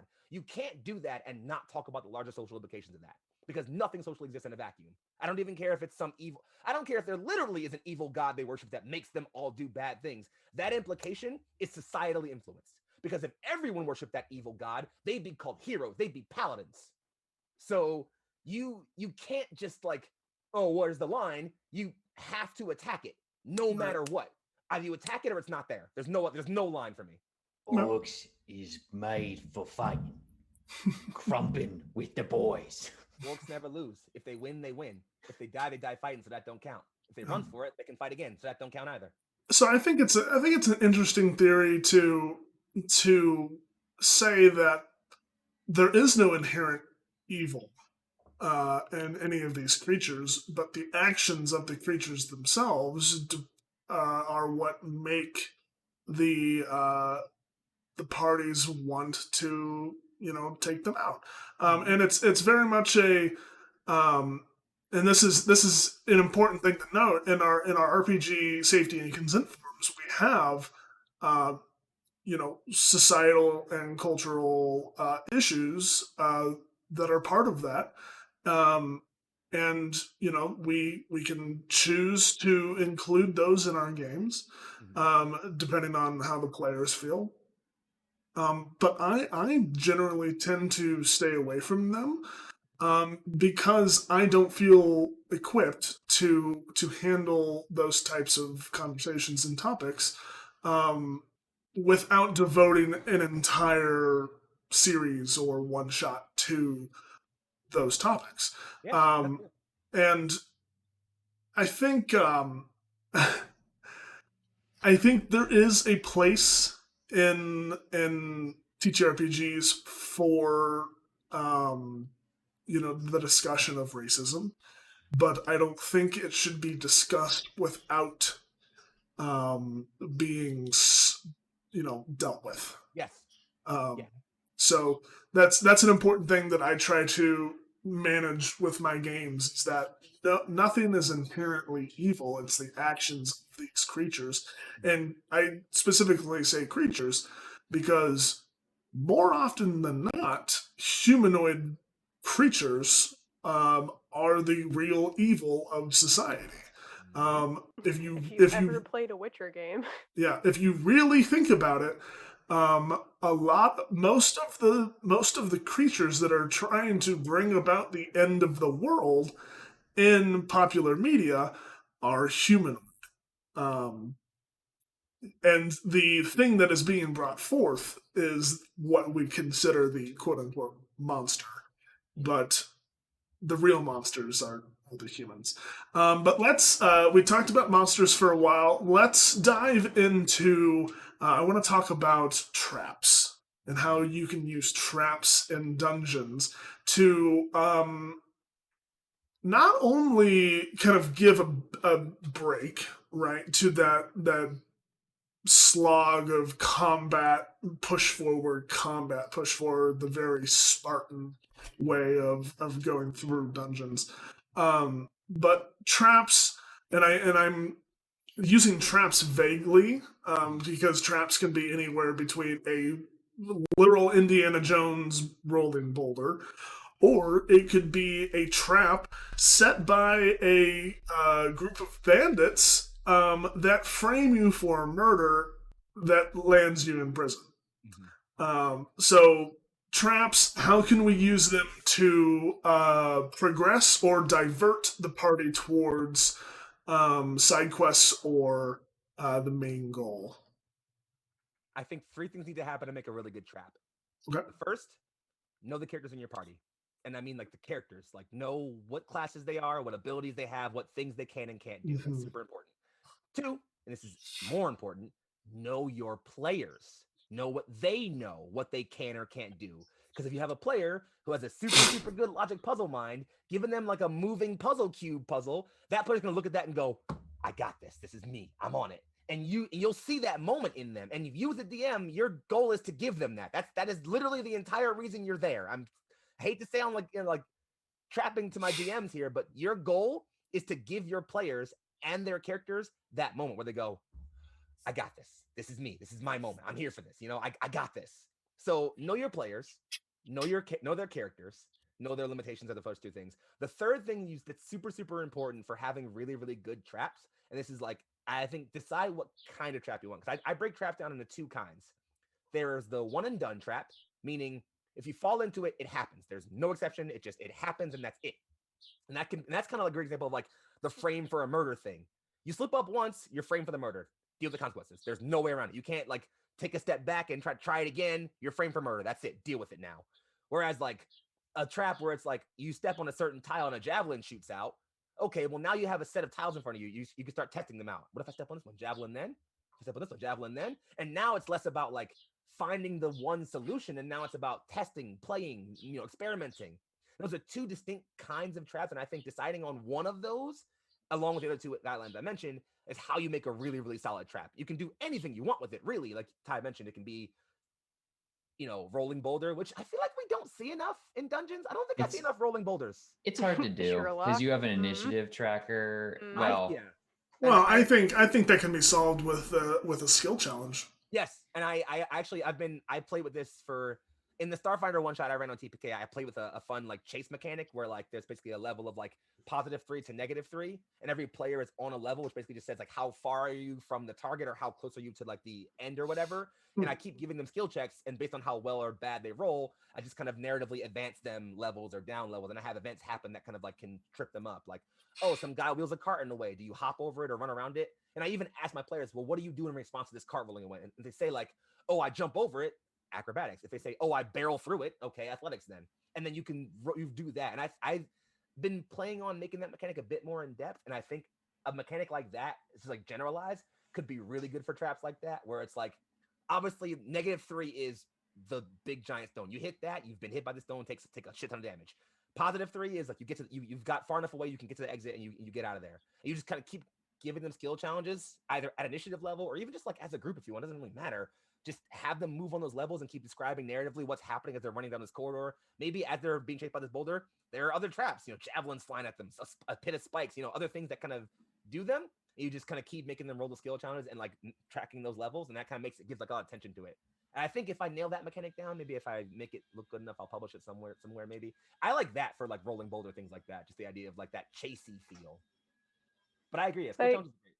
Yeah, there's that, and then like another kind of important thing that I think when it comes to traps is what exactly you want it to do. What is the function of it? Like, is it a resource tax? Do you want, a magical trap, for your caster just to dispel?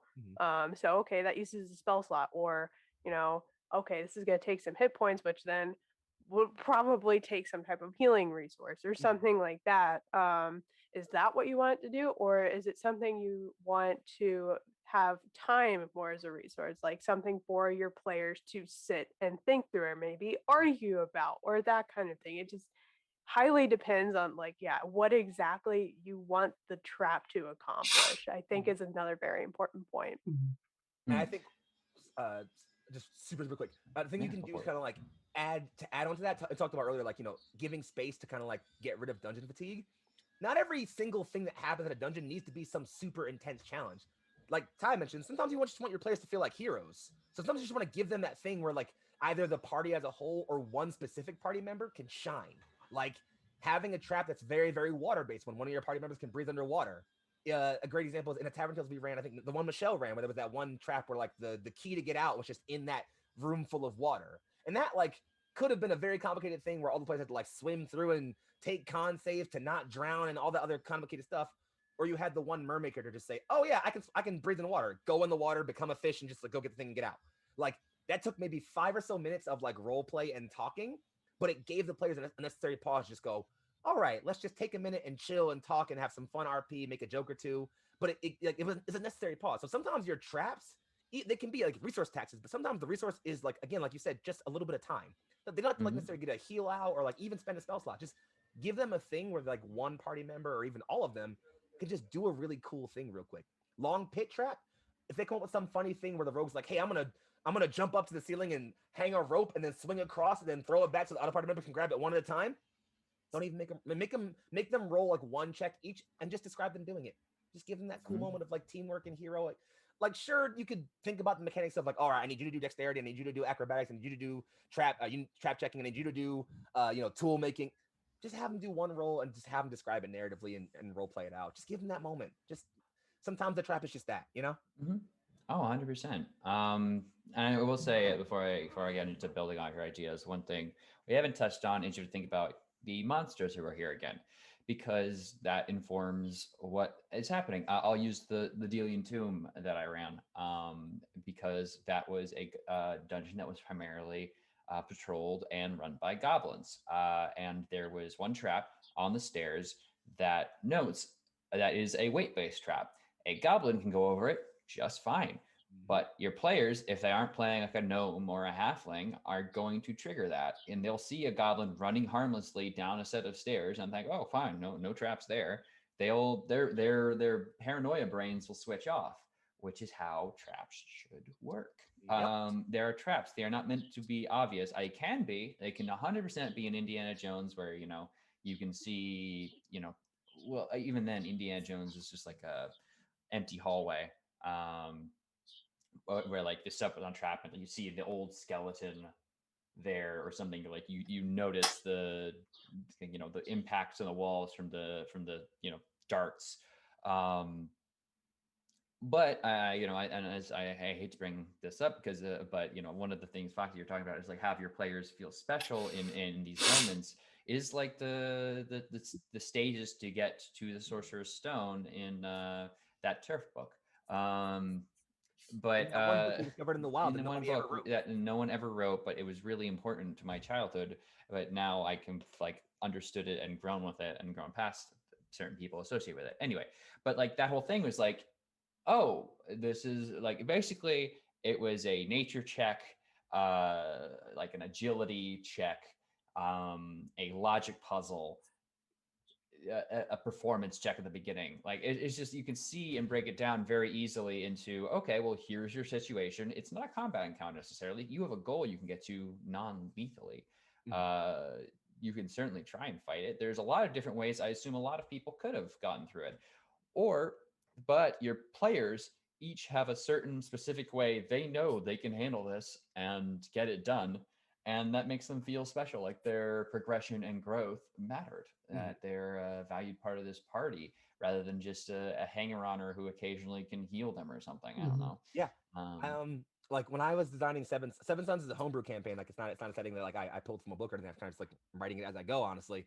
But when I created that campaign, the person who like pitched it to me was like, "Hey, I want to do a campaign where there's like lots of exploring dungeons and tombs, a very Indiana Jonesy kind of vibe." And like the campaign's kind of grown beyond that to a little bit, but like I did keep it with that in mind. And so when I said like, "Hey, when you're designing your characters, note that you're all members of like this Tomb Delvers Guild, and so you all kind of have a role in what you do when you explore tombs."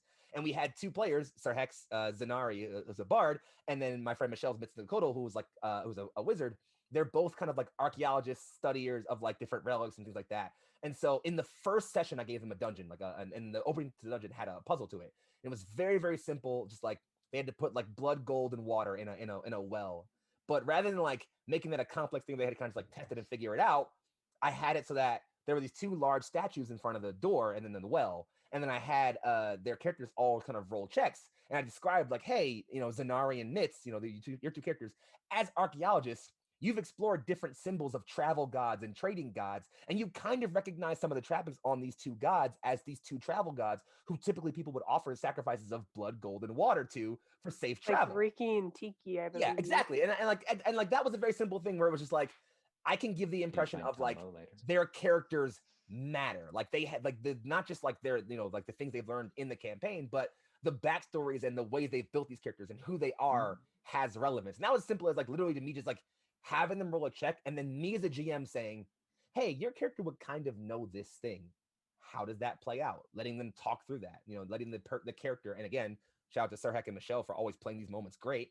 Like not just like having me say like, you know this, and then the Sir Heck being like, all right, I tell the party that, but like no, directly saying, hey, I think I recognize these symbols as this and this, and then having the whole party go, well, what does that mean? Do we put something in the well? And then like there was this like, and that became this great moment of conversation and talking where this whole trap, or even in this case, a puzzle, became less about like, well, hey, how do we solve these things, and more like their characters genuinely talking through like what this thing was in a way that felt like their group had seen things like this before. Like they had dealt with the puzzle entrance to a dungeon 1,000 times. And that felt very real as a person like telling this story. It made them feel like they were a group of heroes and adventurers who had been doing this for a bit. Like that felt like a great moment for them while still adding at least a little bit of challenge and like some narrative weight. And again, you put that in the middle of a dungeon as opposed to the beginning. It's a great like, you know, space giver and like, you know, like pace breaker. I will also say something very important, because I feel like this gets missed a lot because classic D&D was trying to kill your players a whole bunch. Your traps should be navigatable by the people who live there. Yeah. This is an Indiana Jones thing, you know, like there's a way to get through that adherent to this if you're going into a ancient desecrated temple, an adherent to this religion should be familiar with the proper rituals and everything in order to get through. They should know there's no I in Jehovah. You should You know, know only the penitent man will pass. exactly. They should, and they should know what this implies. The goblin shouldn't trigger the trap. Ty, you can talk more. Your character swore the Delian oath and therefore was able to surpass that trap, and then no one tried to grave rob, so you avoided another one. You basically, that whole situation was a trap-filled environment, but you're able to get through it safely because you were acting as an adherent. You were acting as a local rather than as an invader. To kind of go back to what FoXXii was talking about. If Right. you are amongst the people and know what they're about, you can safely get through here. Yeah. Yep. And speaking of that, real quick before, because I want to move on, we're going to skip puzzles because I feel like that puzzles and We've traps been on mesh puzzles, very yeah. much. But I want to get on to loot. But before we do that, I want to talk about my favorite type of trap, which is the non-trap. One of Yeah. my favorite trap ever that I designed was a hallway. Was this hallway, and at the very far end, you saw a platform with something in it. And all you could see in front of you was just inky black pit. Like there was no light, no nothing. You assumed that it fell forever. And so the players were trying to do everything they possibly could to get to that platform. But what they really needed to do was just walk into the pit because it was a stairwell that was protected by an illusion. So they got all the way over there, and the very last person failed their dex check or something like that and fell. And I just said, well, they fell. What are you guys doing? Oh my god. And so like That they was scary. all like scrambled to figure this out, and they dove after, and then they realized that the person was fine, just like sitting on the steps, nursing like a bruise.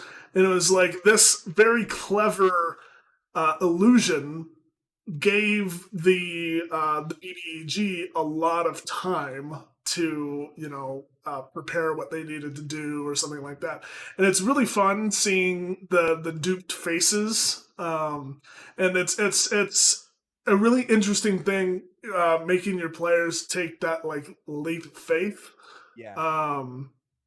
And you can provide clues and stuff like that to be like, well, there is no way forward, so probably the only way forward is going into this pit, and you just have to take that leap of faith. Can I add one So small comment to that? yeah, please. If you have barbarians and or really strong martial class players in your party, a very, very fun cop out to the non-trap, the breakable trap. I have seen, or the breakable puzzle. one of my favorite moments in one of my first campaigns ever, I built a paladin who was just very no nonsense, not a very worldly guy, but insanely strong. Like I had talents where I could like triple my strength. I like picked up a giant sword and like cut him in half with it. It was super cool. So at one point we're in the dungeon and like all of our smart party members are just like trying to cast spells and read illusions and figure out what's going on. And I'm kind of sitting here as a player, like I don't really know what to do here. And so I were like, and so the DM kind of saw me sitting there and was like, hey, like Foxy, what do you want to do? And I was like, can I walk up to the trap and just hit it with my sword really hard? And he was like, yeah, try it. And everyone was like, no, don't do that. So I rolled attack and I rolled like a crit. And he was like, you snap it in half. The door opens.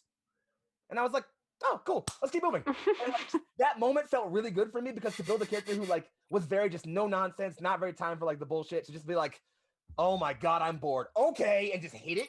Like that felt very in character. And the fact that it worked and we all passed on, like, again, like it like kind of gave like what Ty said, like the duped faces of like the players. It gave me the ability to do that to my other players almost without even knowing that I could, which was a very, very satisfying moment for me as a player. So like breakable traps. Question, really quick. Was it a very complex knot? No, it was it wasn't the Gordian knot. No, because you literally are describing the Gordian knot solution. Yeah, no, I thought it was the Gordian knot. No, it was like some kind of like lever with like a very obvious wire mechanic where like if you hit the lever the wrong way, like or like step too far forward, something would fall and like murder you. It was very, very simplistic. And I was like, hey, if I just break the lever, can the thing not fall? And they were like, yeah, you broke the lever. The door opens. It won't fall. I was like, cool. Let's keep going. So yeah, tell the history of the dungeon. Yeah. So quickly, I want to talk about loot, but we are very near to the end of our show here. So loot, I want a single example of a unique piece of loot that's outside of the normal box from everybody. So think about that. I got it. Political influence. Good one. Fame and political influence, basically. Okay. You're doing this because it'll make you popular and doing every additional task. It was dinner party, of course, because those are the best encounters for my little brain. We had to get in and we basically had to steal something, but stealing something wasn't the loot. Stealing something was because that item had political clout, and now we had the political clout. So it was very important, and we could legitimize or delegitimize the government as needed. It was a mayoral seal thing, but yeah, political clout. Like that. My go-to and my favorite example of a like non in the box item. The dungeon became our lair. Like we cleared it out, and they were like, it was a super cool like strange Victorian mansion with like all these weird like magical traps, and like it was so fun because by virtue of all the traps we had done, we hated this place. Like we hated it. We were just like, I want to get out of this fucking mansion. I hate it so bad. We found the guy who built it. We butchered the hell out of him. We're like, we hate you for making this place. Die fast, please. And then the players were, and the DM was like, okay, you guys have this house now. And we were, and like the funny thing was, we had been looking for like a lair to begin like starting like our investigation like of this weird town we were in. So when the DM kind of just went like, okay, you have this house now. Literally just that one sentence. He said, okay, you have this house now. We all sat for a second. I'm like, wait, this is our lair, isn't it? And it went from like, fuck, we hate this house to wait, this place is so cool. Like, and so it became a fun thing where like, I think for the next like session and a half almost, we just spent time going back through this dungeon, not like re-triggering the traps in like very, very controlled ways to learn how they worked and how we could use them, like to defend our new home. And it was really, really fun, just like inverting the whole dynamic of like this shitty, horrible place we had just gone through. You became locals. Yeah, exactly. We became the new. You did it. We became the monsters. You became the monsters. Amazing. The monsters were the friends we made along the way. Monsters learned along the way. Yeah, at least for mine, I would say like additional plot hooks. Like you would say like, you know, okay, you go into this dungeon to fulfill a like one quest, and then you end up finding something completely different. Like you know, I had my party like first like larger dungeon that I ever designed was like, yeah, just to, you know, get past this door and like, yeah, like get to these goblins or whatever. But what they ended up finding was this like incredibly cursed sword that the fighter made a deal with. And that ended up being a whole like political plot because the soul trapped within that sword desperately wanted to kill one of the public officials in the big town that they wanted to go to. So it was a whole thing. It was a Yeah. whole thing. It was a sort of vengeance, but with some added spicy things. You know, So yeah, I I did put a cursed Skyrim object also as does loot that. at the bottom Yeah, of the yeah, dungeon. same. I'm kind of mean, but you know, it was also a flag. I did that with Seven Sons. Y'all went to that one dungeon, like going like find some like gold or like an item, like a cool relic, Yeah. and you found out that like there was this whole weird slavery subplot going Mhm. on and like that was what I had written as the end goal eventually, but I didn't tell y'all that until y'all got to the end, and you were like, "Oh, this room is full of bodies." Oh god, it was Oh yeah. God. So yeah, just like so I'm going to because I was actually going to say additional like puzzles that lead to more plot hooks. But I'm going to say I'm going to bring up two things. The first of is a trap that would have been manageable if you had not just gotten out of combat. Um, like power word kill. oof. Um, Big critical role. Because Oh my what a great God. way to end a dungeon than one of your party members dying. Okay, not um, gonna lie.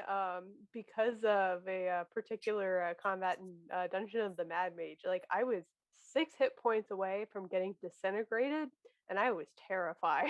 yeah. Yep. But also power word kill over finger of death, because if you do kill the party member, you don't want them to be a zombie. You want them to be able to come back. That being said, I'm going to say companions. So maybe there were We're killing them. prisoners at the end of the dungeon that are going to be very helpful moving forward. Maybe that's why you came to the dungeon in the first place. Maybe you find like the dragon's baby that oops, you were the real bad guy. Now you have to care for a dragon's baby. Kind I of thing. mean, that's Moms not the can be worst thing. evil. All right. Moms can be bad. True. There's nothing about Or- no. childbearing that changes your moral alignment. But yeah, like even you don't even have to like make that necessarily like a core focus of the dungeon. Like again, back to the first dungeon in Seven Sons, when they found that like room full of like prisoners slash bodies, finding one of the prisoners that was like this like little girl, they kind of like super malnourished her, like they like picked her up, talked to her, and then like got her out of there. Like that was a reward that had nothing to do with the actual dungeon, but made my players all feel really good right after having to discover a room full of bodies and slaves. So like you can give them those moments of like, hey, you know what? Maybe you didn't get the cool loot or reward or item you wanted, but you rescued some people. You got Yeah. somebody out of there. Like that can be a fun thing. Yeah. But thank you all so much for joining me on this episode of Murder and Coffee. That is all the time we have. I hope I'm not keeping track of the Twitch chat, so I hope there's no outstanding questions. There's a question if my mom is still watching, which no, they left to go walk the dog, thankfully. Oh, I see. Sorry. Well, Now, Turk? Awesome. in any case, have a good day, No, Mr. Turk. and Mrs. Turk. Thank you for joining and watching the show. Great kid, by the way. Yeah, great kid. Let's talk Yeah, Ross is pretty about cool. what we have coming up, and then we're going to end. FoXXii, what do you have coming up? Oh God, so many things. I'm GMing again in 5 hours, so catch me in a couple hours GMing Seven Sons, the campaign I've been talking about for the half of this thing. And then catch me DMing again tomorrow for In His Divine Name, the only war campaign I was talking about. I'm in Cyberpunk and some other cool stuff.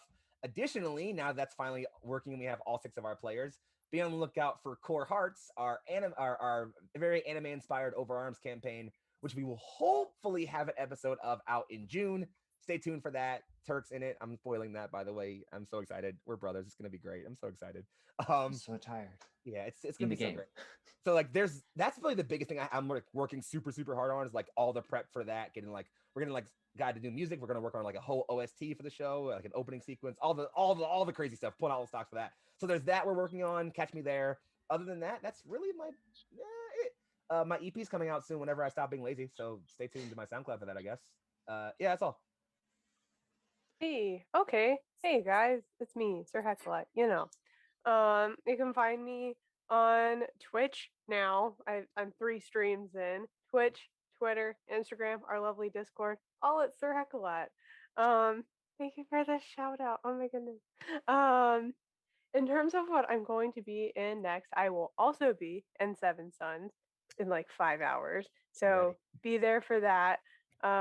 Post feeling session. We're just gonna be messing around in this hideout, learning things and maybe fighting. We'll see. I will also be in his divine name over with Turk and of course FoXXii GMing. And then Turk and I will be in another stream on Sunday, back again for TPR, talking about the awesome stuff that happened over the week. As for next week, I will be back here at TPK for Be Gay Do Crimes on Wednesday, and then of course our regularly scheduled Queen's Gambit on Thursday. So be ready for it. It's gonna be really fun. I'm so excited.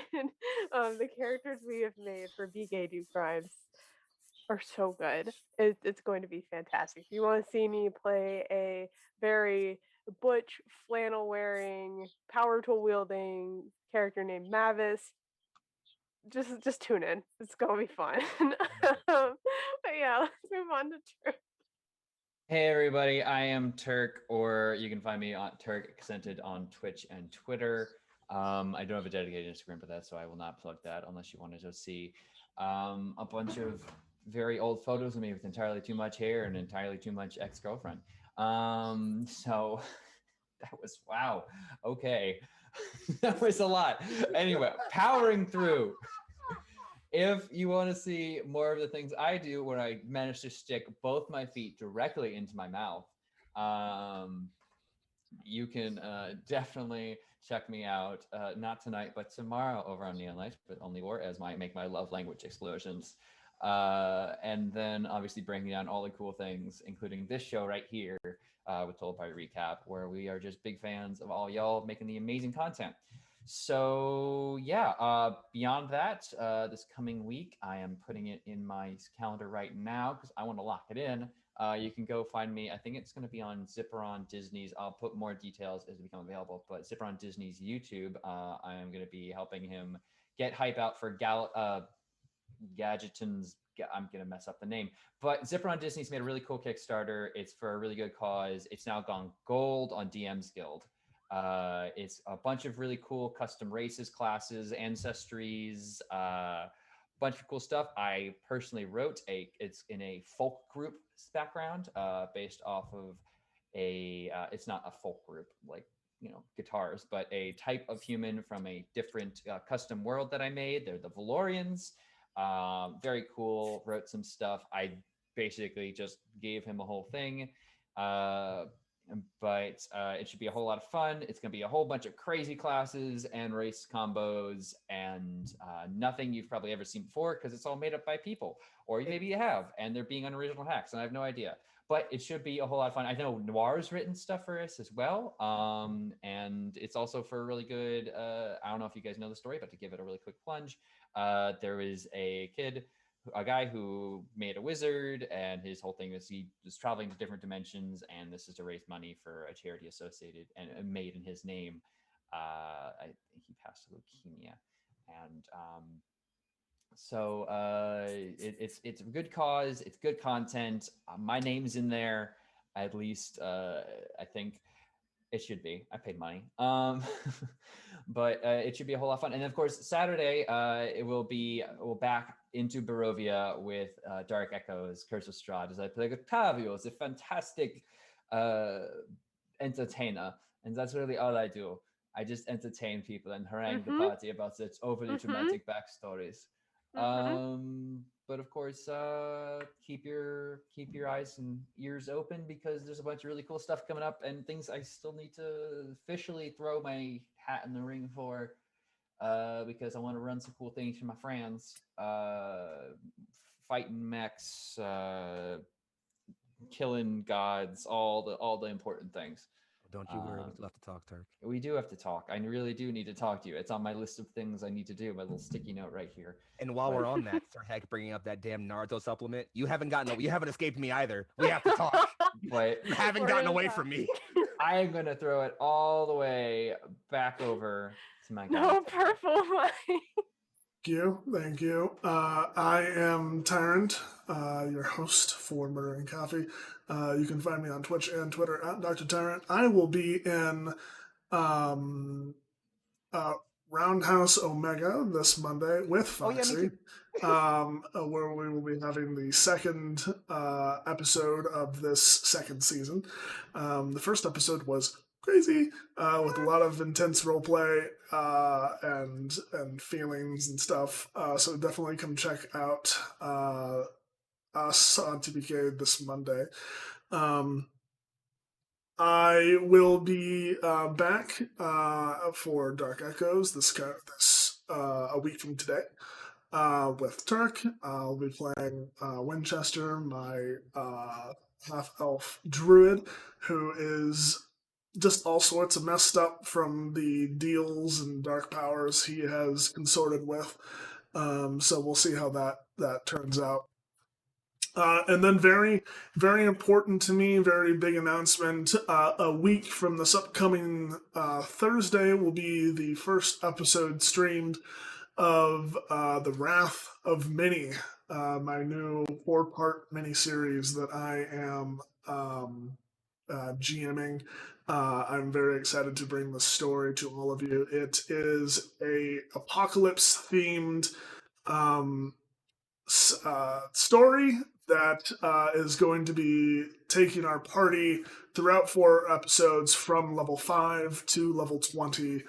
So we will get all sorts of incredible content, tiers 1 through 4 in 4 episodes.